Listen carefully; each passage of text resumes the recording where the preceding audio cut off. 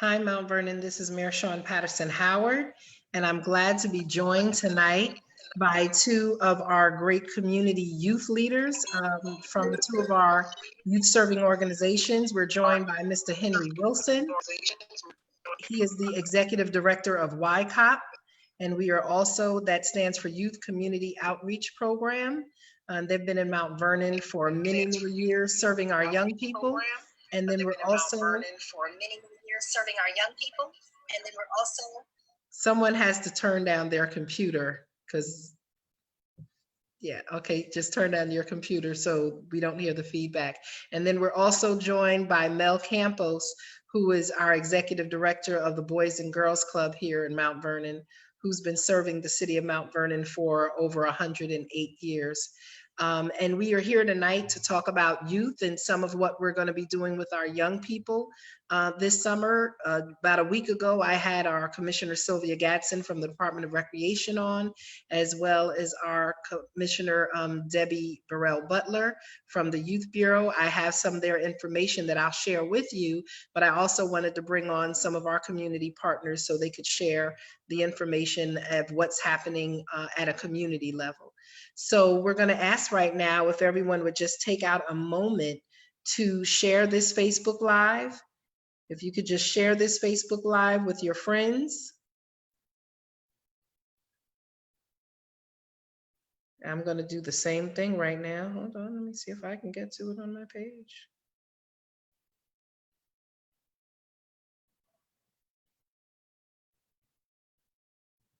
You can take a moment to share the Facebook Live. No, it's not showing up for me. Okay, well, so if you could just share the Facebook Live. So we're going to jump right into it. We know that we are living in unprecedented times right now. Schools have been closed since February. Stores have been closed since March. And we're just not sure what schools are going to look like in September. We just went into phase 1 of reopening our economic engines throughout the region, and summer camps and cultural events and programs like that are part of what we call phase 4, which won't come at earliest until after the first week of July. And so with that being said, and many parents being unemployed, many parents still working from home, children still being educated from home, the big question for a lot of parents is, as my company reopens and I go back to work, or as I find a new job, what am I going to do with my young people for the summer? What's going to happen? And so we would really love to start with you, Mr. Wilson. What are some of YCOP's plans for serving our young people in these unprecedented times? Henry, are you frozen? Hello, Henry? Okay, I'm not sure what's going on over there. I don't know. He looks frozen in that screen. So we're going to go over to Mel. Mr. Campos, can you tell us how? Are you there, Henry? No? Okay, Mel, can you tell us? Henry, we can't hear you well. We're going to start off with Mel and see if we can get your communication, your connection fixed. Mel, if you can share with us how the Boys and Girls Club plans on serving our young people during the summer, and how are you serving them right now? Okay, well, thank you, Mayor Patterson-Howard, for the opportunity to be here and to talk about what we're doing. As you mentioned, unprecedented times and very, very difficult because our young people, as we all know, need our presence, need our influence, and need to be around positive individuals. On March 13th, we made the very difficult and painful decision to stop operations at the Boys and Girls Club. And we realized we had to do something. On March 23rd, we started a virtual clubhouse. The first day, we had 8 kids. Wow. Grumble, grumble. I was like, oh my God, what's happening? So I asked my staff to get into action, to contact all of our families, all of our kids, through Facebook, through email, through phone calls, every way we could. I'm happy to report that as of this week, we have 63 kids who are on. And they're not on all every day, all the time, but 63 have come through at least for some of the time. We've also done 3 non-perishable food distributions where we've given out over 300 packets of food. And it's a true community collaboration. Feeding Westchester, work with Shane Brooks to get some of the stuff over to the Dole Center, and then we pick it up and bring it to the club. A couple of our board members have stepped up big time. Every day, the club is closed, but every day I go in to check the mail to see what's going on, and almost every day there's a box of food waiting for me. Wow. To give out to folks. Also, there's an organization, the Chapters Wrap, who's based on Long Island, but who I've worked with for many years, and they've come down and bought food. So it's, and the food is good and it's nice, but what really has struck me is how happy people are to see each other. Mm-hmm. How I've never seen my staff so happy to come to work. and they want to come to work and come to work. But during these food distributions, I mean, it is just, they really need to get out. They really need to interact. And, our biggest challenge is maintaining social distance. Yes. Because we are, we're serious about it. We tell folks. And every once in a while, I'm like the social distance Grinch, because I've come out, I'm like, hey, what are you doing? Oh, got it, Mr. Mel. And we're going to try to do another one on June 11th, working on gathering the food now. But the summer, which is coming up on us, very, very difficult. We're running 2 different things because we don't know what we're going to do yet. Mm-hmm. One is a live program with a reduced number of kids of 56. We generally have 130 kids a day during the summer. We're looking to do something with 56, but we have to assure that it is safe, that everybody understands, that the children understand, that the families understand, because there is some risk. I mean, if we open the doors and people aren't following the rules and aren't being safe and following the social distance, there is some risk. And we want to minimize the risk, but we know that kids need to be somewhere. We know that they need, sitting at home. The parents are working, as you said, Mayor, and many of our parents are hourly workers, that if they don't work, they don't get paid. They don't get paid. And little Bubby and Zelda stay home by themselves. And that's not a good thing. So we're also working a separate track of what if we have to do virtual only programming. Okay. So we're working on pulling together a virtual program. And we have some concerns, because how long can we get kids to be engaged? At the club, we got them this year. We amended the hours a little bit. If we go live, it's 8 a.m. to 4 p.m. with breakfast, lunch, and a snack. Online, can we get 4 hours? I mean, if we get 4 hours from them, I'm going to do a dance. I think we're going to get 2, maybe 3 hours from them. Yeah. And then they're going to go and do other things. And I'm very concerned that with kids being home alone, that bad things are going to happen. When you have the 10-year-old taking care of the 6 and 4-year-old, right? That's not what the 10-year-old wants to do. So we're working diligently. Next Thursday, I'm presenting to my executive committee plans for both. Okay. And probably the day after the gala, we'll make a decision on what we're going to do for the summer. We're going to do something. We're not sure exactly what. We want to do live, but realize that we may have to do online. I mean, it's very difficult. It's very difficult even for organizations who are trying to plan. As I look on Facebook and as we're having these conversations, there are some people saying that they're looking for camps. And then there are other people who say that their children traditionally go to camp, but because of COVID, they're just afraid of sending their kids into a situation that they're just not sure is going to be safe. We do have a case of the pediatric inflammatory disease that's been connected to COVID here in Mount Vernon. We have a young gentleman, 8 years old, presented with a fever at home for a few days and went to the hospital, ended up being put on a ventilator and an echocardiogram, had to have heart surgery, had 2 light strokes at 8 years old. And so, you know, as parents hear of things like that, they're afraid. So like you said, social distancing is very, very hard to get young people to do and to get children to do, because we are a very physical people. And outside of our families and those in our house, when you see people, you want to greet them. I see people and I'm kind of like,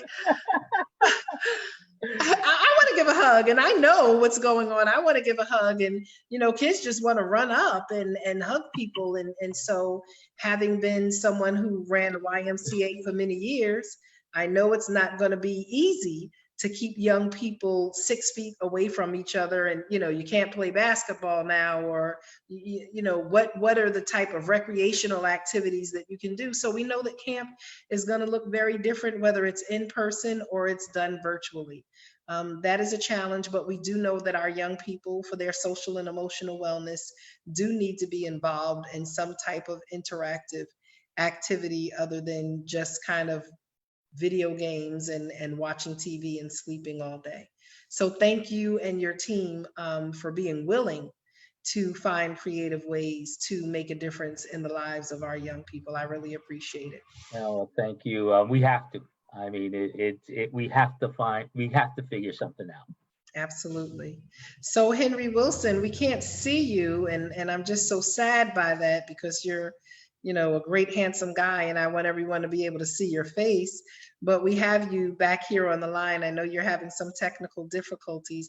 Henry Wilson is the Executive Director of Youth Community Outreach Program here in Mount Vernon, also known as YCOP. So Henry, can you tell us, you know, what are some of the traditional things that you do for summer camp and the number of kids that you serve? And what are you looking to do now in the face of different, you know, COVID challenges and the phase challenges? How will you be serving young people this summer? Henry. Oh my goodness. Okay. So it seems like Henry's having some technical difficulties tonight. Yeah, I see his name, but I don't see his face. I see his name and I don't see his face, and I can't hear him. So hold on, let me just see if we can do something. Everyone just bear with us for one moment.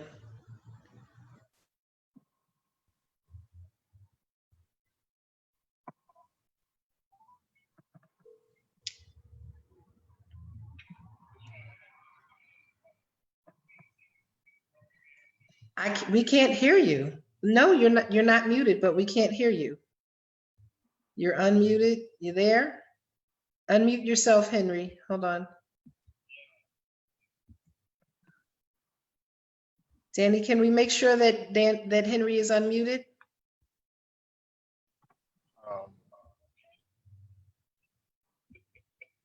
Hold on. Technical. Thank you, everyone in Facebook land. Hold on one second.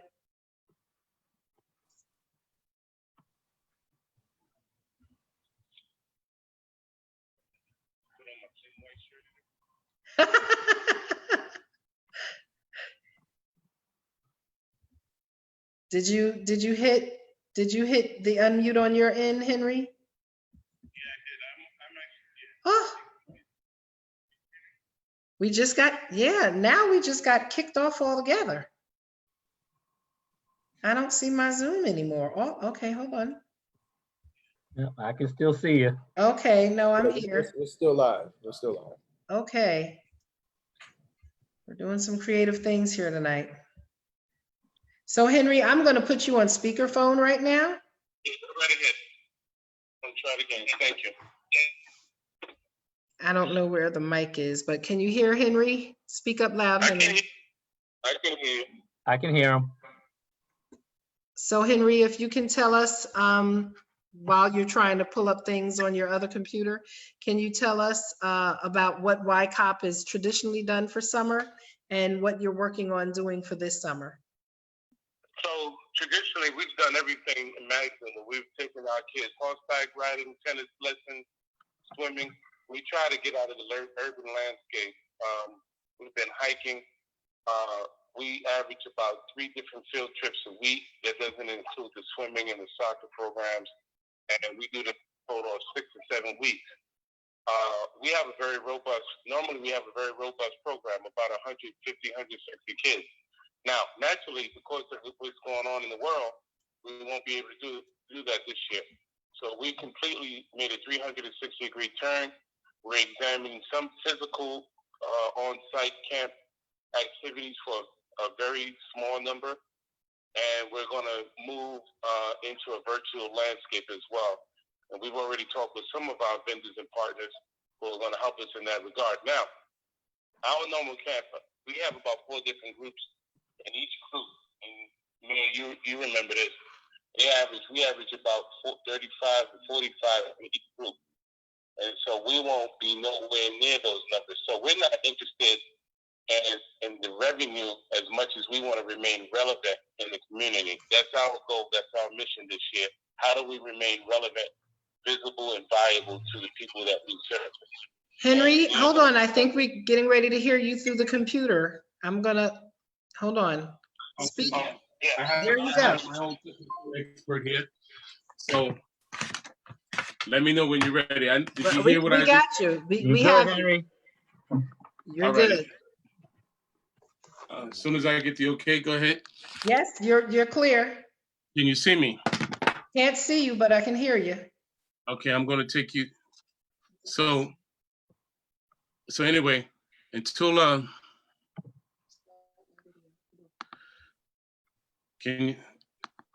did you freeze up again? No, you're there. We can hear you. We just can't see you. There you All go. right. So good. Wow, technical difficulties on both ends. So anyway, yeah, we have a very robust program normally. We've been operating. Our camp has grown considerably over the last several years. We're very proud of what we've accomplished. As I said earlier, we average anywhere between 150, 160 kids. It's not going to be that this year. So we made a complete 360-degree pivot where we're examining. We're going to move into a virtual landscape. We've already talked with our vendors. So that's where we're headed to now. And what I said earlier before we had frozen is not about us trying to make revenue. It's about us remaining relevant in the community, visible and viable, and making sure that our parents, if they choose, because they're going to come with a whole lot of different emotions, Mayor Shawyn, if they choose to, they have some place in the community that they can go with their kids will be safe. And in terms of safety protocol, we've even revamped our parent manual and our safety protocol based on the CDC guidelines, the health department guidelines, and the governor's guidelines.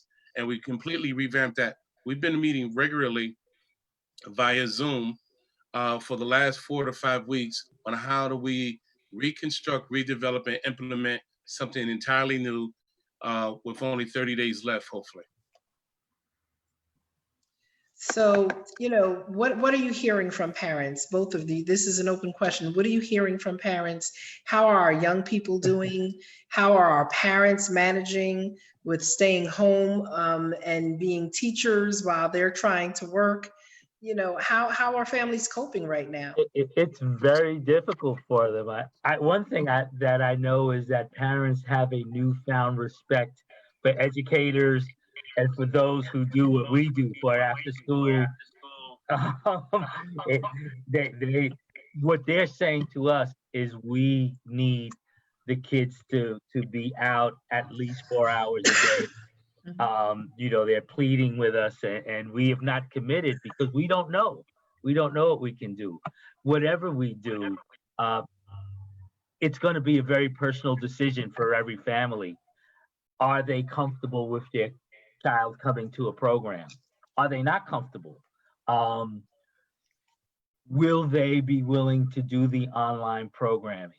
some online and some live. What they've told us is, we know you may not be able to do what you've done in the past, but can you do 4 hours? Something. So we've looked at that too.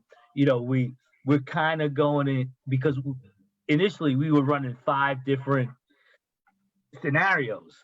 We've cut it down to 2. We've cut it down to the Monday through Friday, 56 kids, 8 to 4, and 100% online. The reality may be somewhere in between there, but we're going to have those 2 scenarios to present to our board, and make a decision as to what we're going to do. Know that we want to have something live for kids, but we just can't make that commitment right now. So, gentlemen, and Henry, I know you're going to probably chime in also. The census.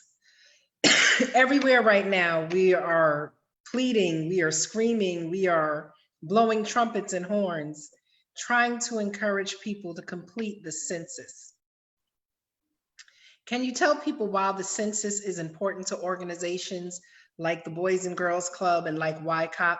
Why is it important for parents? Because we as the government can say it's important to complete the census, but we know that the census impacts funding for your organizations and how you're able to apply for both public and private grants. So one of the things, and so a lot of my conversations in the last several months has been about the census with several of our parents, and basically it boils down to this: if we don't fill out the census, if we're undercounted, then we're underfunded. If we're underfunded, then the effect and the payment will be hit back on the parents, and then we have to do extra and try to make life easier for our parents, because we don't want to put the burden, of course, on our parents, right? We want them to enjoy whenever they come to our programs, whether it's after school, summer camp, basketball, whatever it is. We want to try to relieve a lot of that payment cost off them. If we get undercounted in the city of Mount Vernon like we were in 10 years ago, then we stand to lose a whole lot of money that can go for a lot of, as you know, man, infrastructure and things like that. But to rebuild this community in the way that's inviting for youth and for new parents that want to come into this community, and we have to make it pleasing to the eye, not only just in terms of what we offer, but when people ride through the city, they need to see that this is a welcoming and beautiful place to live, and I want my kids to grow up in. And if we're undercounted, it just makes that work a lot harder to do. So, with the census, for census monies, we use census monies to fix roads, to build bridges, to build hospitals and to upgrade hospitals, for police and fire departments, for public works, to purchase equipment. We use census monies and census numbers so that we can properly fund our schools and go after funding for our schools. Food stamps. Food stamps are based on census numbers. So if people are on public assistance, and people may not have traditionally been on public assistance, but there might be many more people eligible for public assistance and food stamps right now because they've been laid off or their jobs have been eliminated. So food stamps are impacted by census numbers. Medicaid, Medicare, after-school programming, youth programming, senior services, reentry, job training, everything and anything is impacted by the census numbers. Not only are services affected by the census numbers, but political power. The way that our political lines are drawn in the city, in the state, in the region, in the country, who gets to represent us in the Assembly, in the New York Senate, in the US Congress, in the US Senate. If our numbers fall and we kind of get pulled into another congressional district or Senate district or Assembly district, it can impact who's representing us. And we won't have as much political power to have our voices as a community heard. So everything is impacted by the census, and the census is only done every 10 years. And so if we're undercounted in 2020, the next time we'll have an opportunity at increasing our numbers is going to be 2030.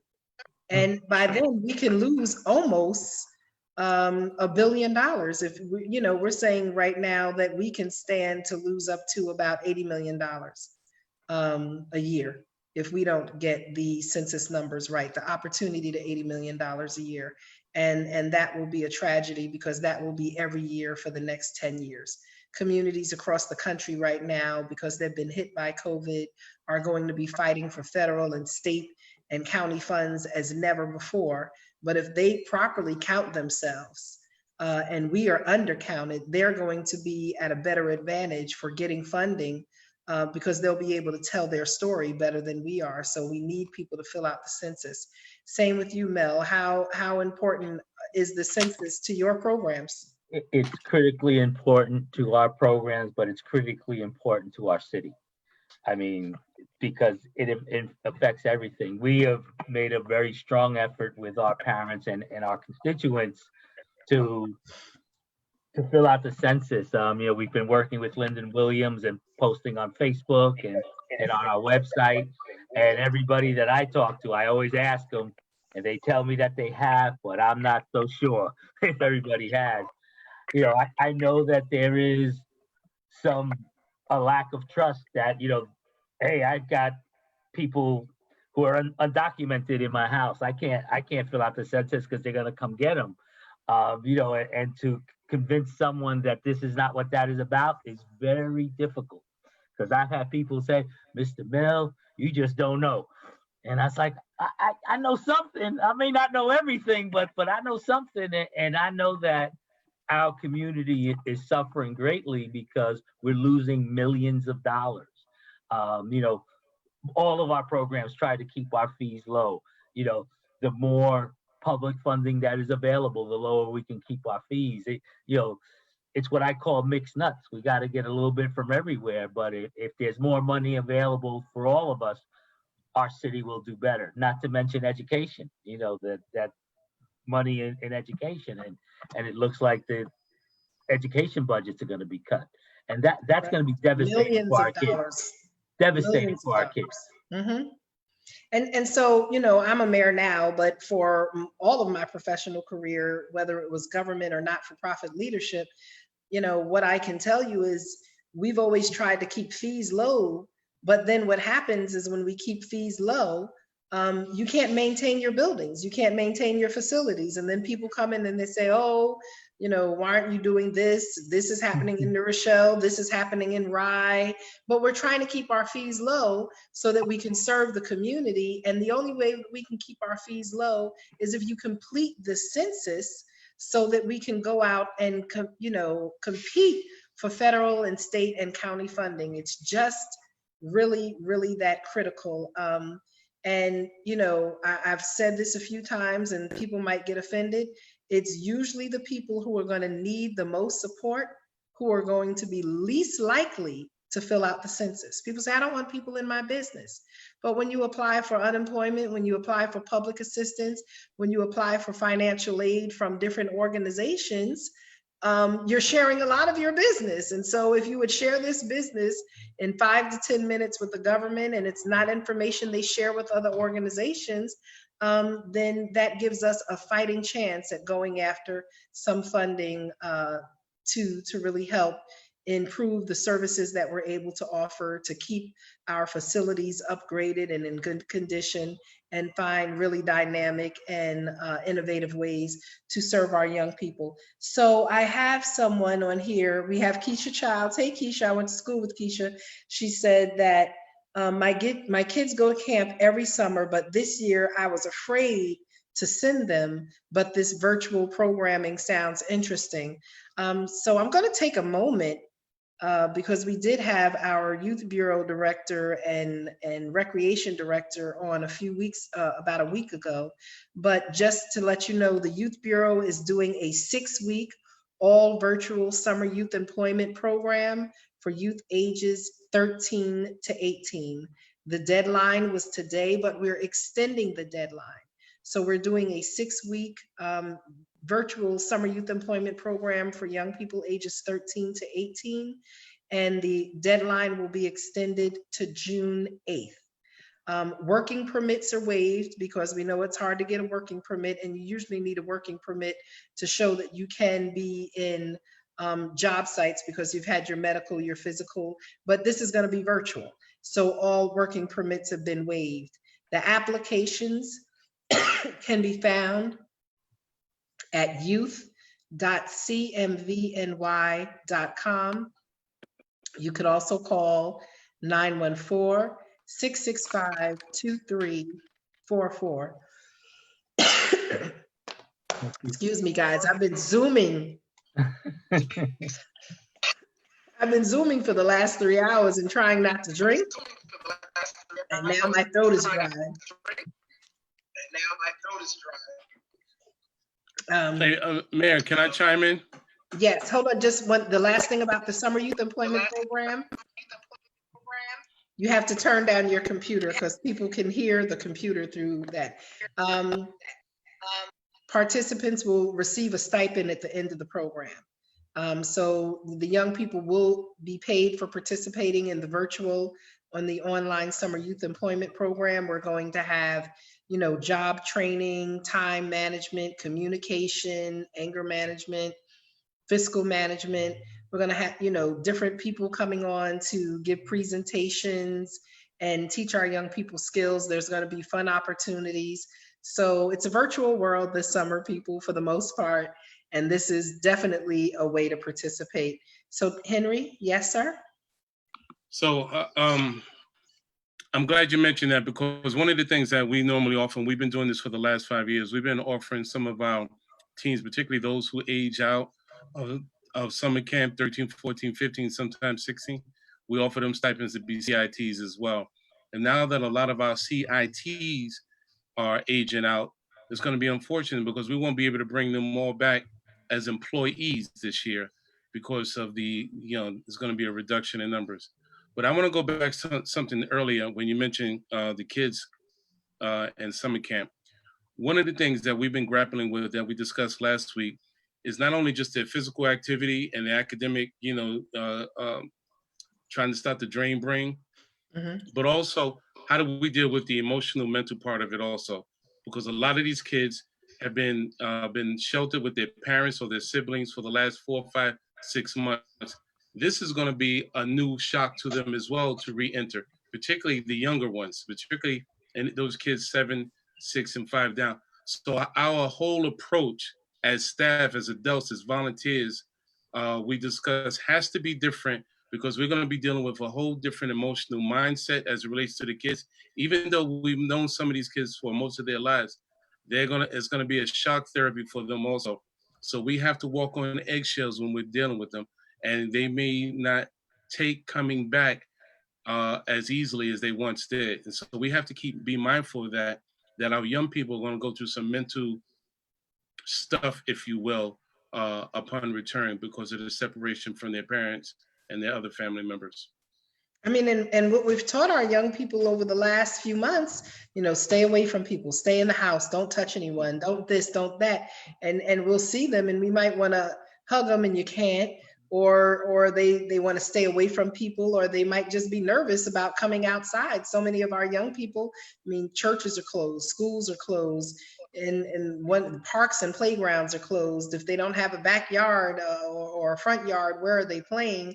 And so many of our young people have just been in the house. So coming out potentially for an in-person camp and being in a room with quite a few people is going to be a shock, definitely, to their system. It definitely is, Henry, and that's something that we have to understand. And then also the young people are used to running, jumping, playing, falling on each other, basketball, wrestling, arts and craft, passing things around. And those are things that we're not going to be able to do right now for fear of infection and potentially passing coronavirus. So camp is going to look different. It doesn't mean it's not going to be fun. We're just living in camp reimagined. And so, people have to, and parents have a lot of fears. Like I said, people are saying, I don't know if I want to send my kids to camp because I'm just afraid. So, there are many questions to answer. Dwayne Murray said, is the possibility of camps opening locked into stage 4 of the reopening, or can other guidelines like CDC, American Camp Association be used? Right now, Dwayne, they're locked into stage 4. And we will be expecting people to use CDC and American Camping Association guidelines. We want to make sure that people are using the highest level of guideline possible, because we don't want to see young people infected. We don't want to see staff infected. We don't want to see a spike in cases, because a spike in cases will just complicate us and put us back, you know, several phases, phase 3, phase 2, phase 1, or lockdown again. And this is just the reality of where we are right now. So, you know, phase 4, like I said, if we're looking at 2 weeks in between each phase, phase 4 potentially might begin somewhere around July 7th. And that's usually when summer camp would start anyway. It usually starts right around the 4th of July. So this would put everyone still on point for the regular start of summer camp. But there are still so many questions to be answered. There are so many questions to be answered.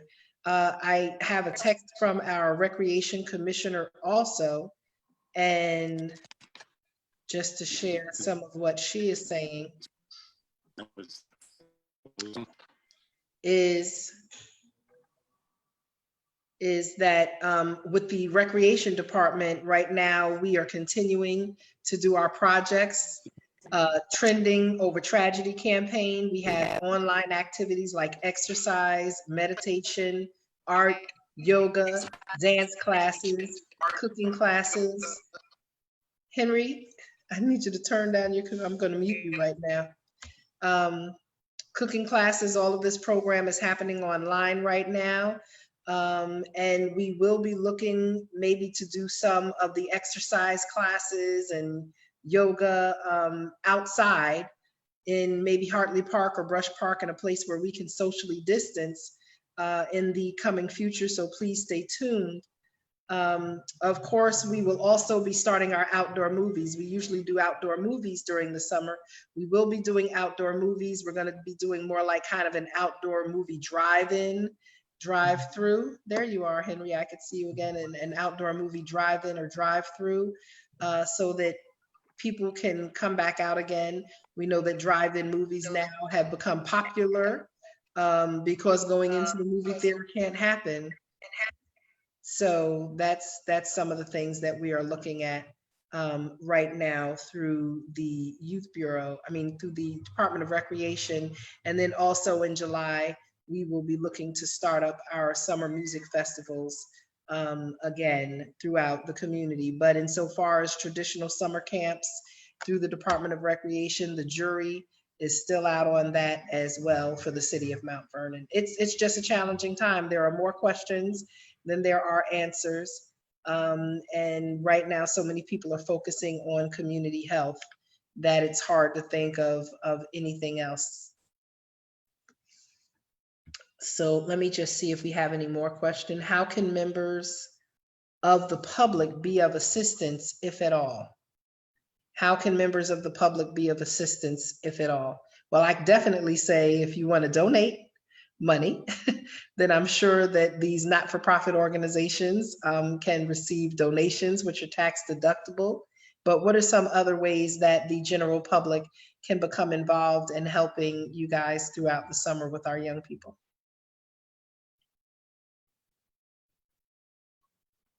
Hold on, they're muted. Okay. Generally, in the summer, we can't have enough people. We this year. We're not going to be able to bring the level of volunteers that we have if we have. But what I think people can do, and I think this is universal, is that we all need to find young people to mentor. We need to find young people to connect with, to guide, to talk about the value of education, the value of doing the right thing. Yesterday during our teen hour, which is 6:30 to 8:30, they're on right now. We had a discussion about the Minneapolis situation, and how we have to make sure that we don't put ourselves in positions, and not that the gentleman put himself in the position. He didn't seem to be doing anything wrong, but many of our kids, are quick to answer back, and to that, if you're having a situation, how do you minimize the potential for something to go drastically wrong? You know, the alarm went haywire at the club while I was there yesterday. 3 officers responded, and they were very professional and very nice and asked all the right questions. And all. But as they were coming to the door, I was scared. You know, so mentoring kids, all of us, I believe, have a responsibility to reach out to someone who can use our help. I say kids first because that's my business, but anybody, adults who need our help, we should reach out and try to pull them in. We want to get back to the point where I can say we want all the volunteers, because the more people we have working with our kids, the better our kids do. Mhm. But this summer, I can't say that. I can't just open the door. And when I say open the doors, we do background checks on everybody, and it's a process, but we welcome people. This year, we're going to have to limit the number of people that come to the club and interact with our kids. Have either of you thought about doing a virtual mentoring program? So absolutely, Sean. So as I said earlier, so a lot of our young preteens have aged out, right? So this is time for us to reinvent ourselves and see what we can do to be more valuable. And that critical age of 13, 14, 15, 16 is the time, particularly with the young males, is to get them together.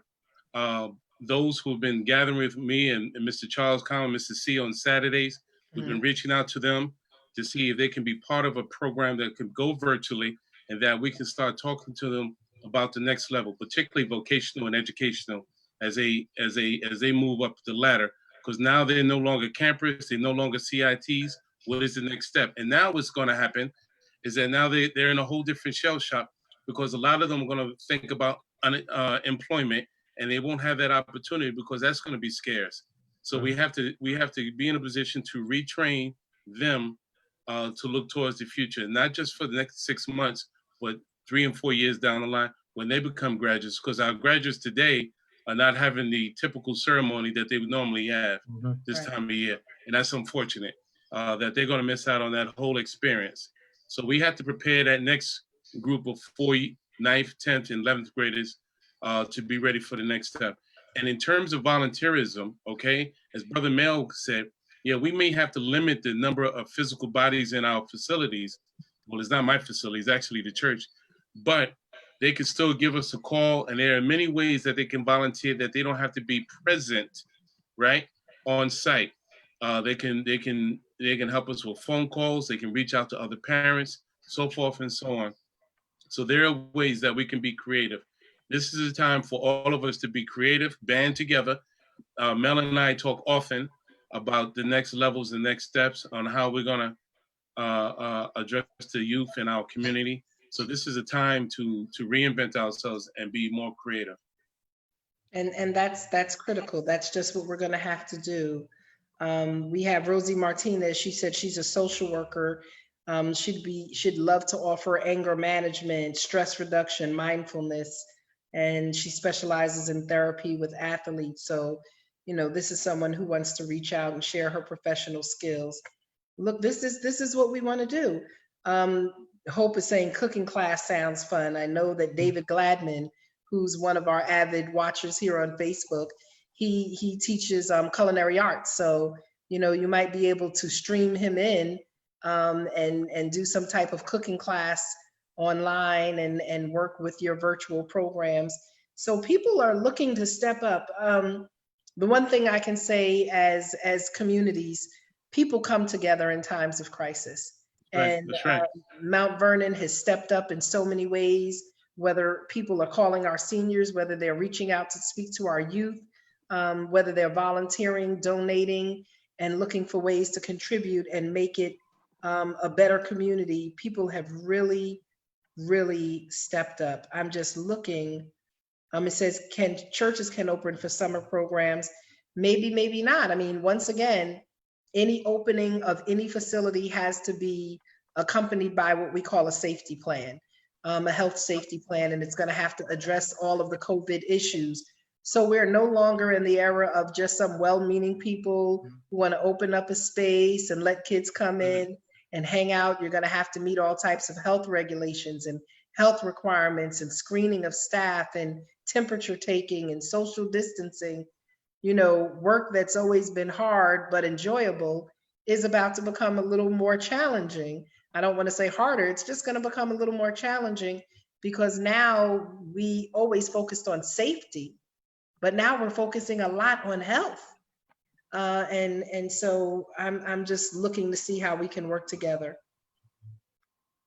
Janine Thompson Overton said young people can go and help with some of the community cleanup projects and volunteer. So that's definitely ways that they can do it. Darlos James said he will have summer employment available. So Darlos, he's gonna inbox us and share some information. But summer, like I said, summer youth employment applications through the city of Mount Vernon for our virtual 6 youth program are still available. The deadline's been extended to June 8th, and you can go to youth.cmvny.com and pull down the application. So I would encourage people to do that. So in closing, gentlemen, if you can just give us your closing remarks and what's the charge for the day? Well, Mayor, thank you for the opportunity to speak. I see progress. I see a lot of good things happening. I'm proud to work with Henry. I think that both our organizations working together, that our kids, the charge is to make a difference. The charge is to see how you can help, see who you can help. And when we get back to some sense of normalcy, that we continue the momentum of helping each other. Because right now in crisis, it's easy. When things get somewhat back to normal, I don't want us to go back, we'll be all right. We'll be all right if we continue to work together. And I will close by saying, Mayor, that I was guilty today when I was in your office. I wanted to go shake your hand and hug you, but I stopped myself in time. But thank you for the opportunity. I'm guilty of the same thing. Like I said, many of us are physical creatures, and some of it's cultural, some of it's familial, and some of it is just our community, because we're a close-knit community. And when we see each other, we're used to embracing. And so I can't wait for that day to come back, because I miss good hugs. I miss really good hugs. No sexual harassment, just good hugs. I have to say that. Let's talk soon, Brother Henry. Let's talk soon, Brother Henry. Absolutely. So Henry, if you can give us your closing remarks and the charge to the community. Well, the charge is community that I'm confident. I feel great. This is, like I said, this is a whole new ball game. But just like in a whole ball game, you come out with a different game plan to meet your opponent. You pivot. You make sure that you have a new action plan in place, and hopefully that all will go well. That the community, no matter how big the community may be for us this year, whether it's 5, 15, 20, or 25 kids and their parents, we have to make sure that not only our kids are safe and happy, our parents are happy, and our staff are safe and happy as well, and comfortable. So, it's a change. We're not the only. Listen, we're all in this storm together, but we just riding in different boats, right? So how we address it is to be creative and band together and continue to work as family and community. So one of the things I want to say, because a few people have made comments here tonight about the fight for social justice continuing. And we've seen what's happened in Minneapolis. We've seen what's happened in Georgia. We've seen, calls to cops and fake calls to cops on Black men are hurting people. Please come and get them. And, going into the summer, that's something that we deal with it year round, but it increases in the summer. And during this pandemic, Henry, I keep muting you because I can hear myself back through your computer. Your computer's feeding back. So I'm going to unmute you when it's time for you to talk. But yeah, a lot of our young people right now are watching the news. They're staying home. They're locked inside the house. Young people, adults, they're just looking at the news. And between coronavirus and the killing of Black men and boys, whether it's at the hand of another young man or whether it's at the hand of a cop, is just so much for people to handle right now. And so, I'm speaking out on it. I just have no patience for bad actors in the police department. These are people who are hired and trained, and they need to do a better job. And when it comes to violence in our community and community on community violence, we don't have any patience for that either. And so we've already called on men from our community to step out and walk these streets and engage our young people and have crucial and courageous conversations with them. Because if we're afraid of them, in a way that makes them more afraid. They are looking for guidance. They're looking for love. They're looking for acceptance. And they're looking sometime for a stern but a firm hand, and for someone to reach out to them and take them off a ledge. We had Corey Pagais on our show a few Sundays ago, and Corey is a retired NYPD cop. And he shared, and he had written a book in his own memoir, and he said from 15 to 18 he kind of sold drugs in his public housing project, but there was some strong men in his neighborhood who came and got him and encouraged him to go into the military. He went into the military, he did his time, he came out, he became a cop in New York City, and he went from being an officer who walked the beat to a sergeant, to a lieutenant, to a captain, to a precinct commander, and really changing his life around. And so, we know that adults that care and adults who are courageous and who will engage our young people can make a difference in the trajectory and the pattern that our young people who have lost hope and who are angry and who feel so much uncertainty about their lives, that you can make a difference. So Henry, I'm gonna give you the last word.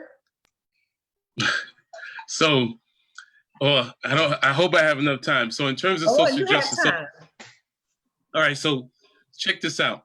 So I'm in charge of an organization that I received the baton from a good friend of mine, Alan Ayers, who's a former police officer detective in the city of Mount Vernon. Mm-hmm. And one of the things that in that era when he started YCOP many years ago is to bridge that gap between the police and the community.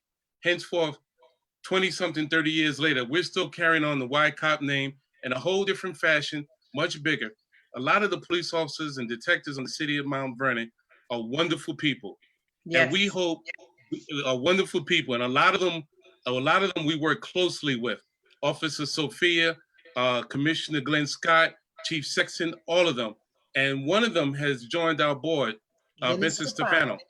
Now, here's the deal. We hope, and I hope that the lesson that we saw in Minnesota is something that can be translated to police officers, not only in Mount Vernon, but in this county, that this is not the way you do it.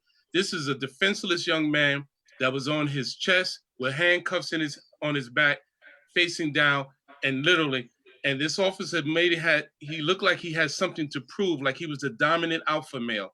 That's unfortunate. The best way to community policing, Mayor Shawyn, is to bring police officers and community together, all right? So they can meet, and so there won't be that fear factor. There won't be that fear factor, and they won't feel that they're ratting out their neighbor when something is going wrong. But when you bring up the confidence and the security, and you encourage young people to be engaged, because what's going to happen is that these young people see our officers in the city of Mount Vernon, and based on the way they're treated, may want them to be an officer or may want them not to be an officer when they grow up. A lot of those individuals that are on the force today are from the city of Mount Vernon. Yeah, some may have moved out, but their heart and soul are still in this community. And that's where the lesson has to be learned, that community policing is not always about putting handcuffs on young Black boys and young brown boys, but it's about, reaching out to them, because maybe just as you said, the sergeant who came up in the Bronx, that could be the tipping tool to change their lives around, and that's what's needed. One last point, I wrote a recommendation letter for a young man just the other day. I'm not just mentioning his name, but when he was in YCOP, he was a little badass, but he stayed the course. He had some mentors, and his parents stayed the course with him, and you know what? And he as an adult. There you go. Yeah. So we have to give people an opportunity to change their lives. If we just write them off early, then we can't make a difference in their lives. So gentlemen, thank you so much for joining us and connecting with us. I think we have answered all of the questions. Well, we have, says, what are we doing about banks? PCSB needs to be more responsible. I don't necessarily understand the question, so I can't. Well, really- let me just say you that PCBSB Bank has Mhm. helped us out tremendously, not only before COVID, but during COVID. And that's all I have to say. So they have been a big step Ditto. up in this community. Ditto. They probably have been one of the banks that have stepped up most. Exactly. Okay. So we will try and understand what she's saying and respond to her at another time. But gentlemen, again, thank you. Mount Vernon, please join us on Sunday. We will have our Congressman Elliot Engel on, who is running for re-election to the United States Congress. But we will also have school board candidates and library trustee candidates on. There is an election for school board and library trustee on June 9th. And all of those elections are going to be done by absentee ballots. So please make sure that you have your absentee ballots. There are no in-person polls going to be open for the local elections, nor will there be in-person voting on June 23rd. So please make sure you have your absentee ballots. And if you do not, then reach out to the Westchester County Board of Elections so that you can get your absentee ballot. Again, gentlemen, thank you so much. God bless. Have an incredible night. And I look My man. Thank you. Thank you very much. It is an honor being on with both of you. Thank you, gentlemen. Take See care. you later, Mel. Good night, Mount Vernon. Bye-bye. Bye-bye, Mayor. Good night. Bye-bye. Bye, bro.